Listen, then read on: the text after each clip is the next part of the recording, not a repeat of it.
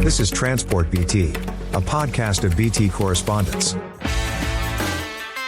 Hey, you've just put up the TransportBT, a podcast of BT correspondents, and I'm your correspondent, Derryn Wong.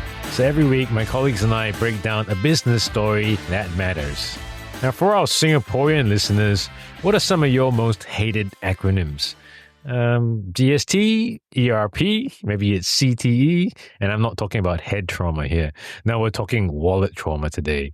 We're talking about COE, which is definitely out there amongst the most disliked acronyms in Singapore. For our non-Singaporean listeners, the COE, or Certificate of Entitlement, is the thing you need to make a car or vehicle road legal. In short, in a truly Singaporean way, it's pay a lot to play when it comes to owning a vehicle. Now, ever since ride-hailing apps and ride-hailing became a thing about a decade ago, the number of private hire cars has exploded by 37 times to be exact, and it's driven up COE prices along with it. And of course, people are not happy.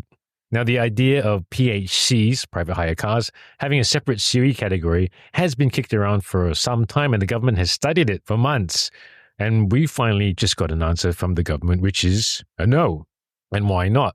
We'll go through that today. And could there also be another major force behind rising COE prices for the past 2 decades? To talk us through all this, I've got a long-time player in the car industry and now consultant for automotive brands. It's Mr. Say Kwee Neng. Welcome to the show. Hi, Derryn. Thanks for having me. Can you tell the audience about your background? Oh, man, this is digging into prehistoric records. I've been in the trade for over 20 years, working with some of the best mass market brands and also some of the best luxury brands. And in that period of time, of course, I've been involved in the bidding of COEs as a critical part of my job requirement. So we've seen private hire cars, PHCs, go really mental over the past 10 years. 2014, there were 1,609 chauffeured PHCs. In 2024, it was 59371, almost 37 times as many. Private hire cars are basically the cars that serve your Grab rides, your Tadas, and they use category A and B COEs, which are basically passenger car COEs. Given this background, why are people so unhappy about PHCs bidding for COEs? You got to go back to maybe 2022, 2023, when COE prices were really rising rapidly. And the talk in the trade at that point in time was that private hire companies bidding for private hire vehicles were basically the key mover in pushing up COE prices. Right. Nowadays, most of the private hire cars are not owned by people. They're owned by fleets.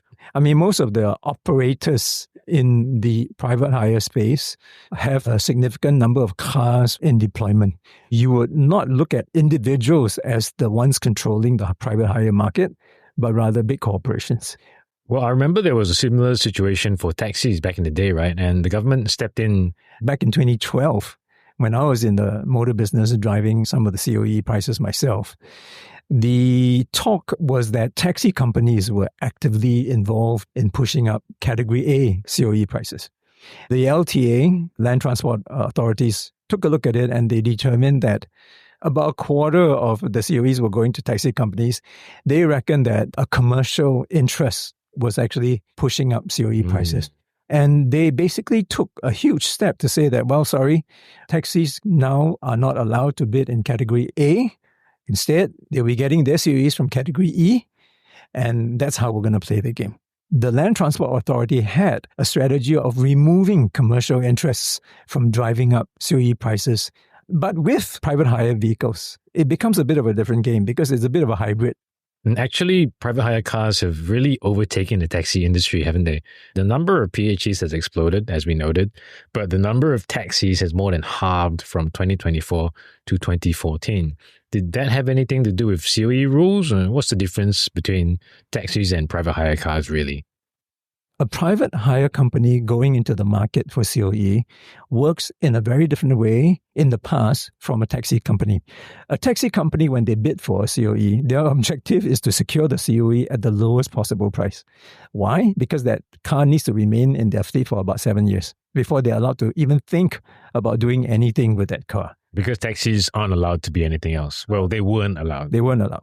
Now, private hire companies who are buying COEs for their fleet, they have a different objective. They've got, say, X number of drivers, They need to secure X number of COEs. And they're going to go all out to get the COEs because without the COEs, they don't have the drivers paying them the lease. So their calculation is very different from a taxi company. They will secure the COEs, but you would say, well, you know what, obviously they can't get it at any price. Well, this is where in the past, it would be less of a problem because if, let's say, they get a car that was at a high COE and there was not a lot of take-up, all they need to do was convert it and then sell it in the used car market as a private car. That's why the industry felt that there was too much leeway given to this category of vehicles, which served to be an unfair competition. And the government has also changed rules to try and level the playing field a bit between them. They banned PHCs from selling their cars to the used car market for 3 years, right? They called it lock-in period. Correct. The rules have recently been changed, and I think it's a good thing that LTA basically took away that off-ramp. And this off-ramp allowed private hire companies to do as they please with their fleet size according to profit motives. And for the LTA, that meant that the number of private hire vehicles on the road was never a constant. It kept fluctuating. They didn't step in because they wanted to bring down COE prices. They stepped in because the supply of PHCs was actually not predictable. I mean, I was wondering, because the population just keeps growing and growing. So if you count the total number of private hire cars, you have 90,000 of them at the end of 2024, and it just keeps growing. It just doesn't stop. Why would it stop? I mean, there is demand for this in the market, particularly when COE prices are at such a high level that many Singaporeans now find it difficult to even afford a used car. So that's why I think point-to-point transportation through ride-hailing services have been on the rise. So it's part and parcel of the fact that COE prices were being chased up. It's kind of like a rock and a hard place. Now that the Budget 2025 announcements are over, so the Ministry of Transport at the Committee of Supply debate earlier in March said they're not going to give private hire cars their own COE category. One of the reasons was that there wasn't much demand for PHCs and they weren't driving up prices. So I recall that she said 6% of Category A and 8% of Category B was taken up by PHC company demand in February 2025. But obviously there's a problem with that data point, right? If you were to look at a specific point in time and say that because private hire companies were not affecting COE prices, it may miss the overall impact of private hire companies. Of course, yeah. Because when it was at its height in 2022, 2023, I do not believe an entity that has 20% influence on the marketplace does not influence COE prices. Now, if you were to say that from here on in, demand for private hire cars, it will be low, then fine, leave them be. But that's not a given. It's never a given. So we're kind of kicking the can down the road for this thing to come back and bite us again. But again, as I say, the LTA's objective is not to bring down COE prices because everyone must remember that COE prices was meant to defang Singaporeans' demand for cars. The higher it is, the more it achieves its objective. I mean, that's how I think the LTA would think about this. The vehicle quota system exists to limit the number of cars on the road. Absolutely. And to limit the population. That's the official line, right? Yep. We kind of refuted what they said about creating a separate category. Then in that case, what is the alternative? Well, I think hypothetically, what I say makes sense, but we're dealing in the real world. Yeah. And I think having private hire cars only bid or secure COEs from Category E is a more practical idea. Category E is the open category. That's right. And you can use it to register anything besides a motorcycle. So I guess Cat E is the least difficult choice because taxis already are in Cat E, right? Taxis are drawing their COEs from Category E. And since we say PHVs are like taxis, then I think having them in Category E makes very simplistic sense. So you've seen a lot of things in the industry, and I get the sense that the government doesn't really want to change the COE system for whatever reason. Because the last time we saw a tweet was 2014, and that's when they added the power cap to Cat A and B. But since then, they have really left it alone. Is there a reason for that? If I were to put myself in the position of a government official, I just have to remember this. Last financial year, the government had an operating surplus of about 6 billion. At the same time, COEs contributed about 6.5 billion. Now, if you were to put those two numbers together, does that mean that the government will be operating close to a budget deficit without COEs? Maybe. From that perspective, not touching the system as it is right now makes a lot of sense. But bear in mind that high COE prices actually have a negative knock-on effect to the rest of the economy. And I'm not even talking about the dreams and aspirations of young Singaporeans to own a car. But essentially, this inflationary impact on the marketplace is not something that is good. And so one of the things that I really hope to do is whatever experience I've had, I want to bring it to the conversation to help maybe temper the COE rise so that whilst it meets the budgetary needs of the government, it also meets the aspirational needs of Singaporean drivers. But one can dream. Okay, now we're going for our break, but when we come back, there might be another dark force that is pushing COE prices up and has been for the past 2 decades.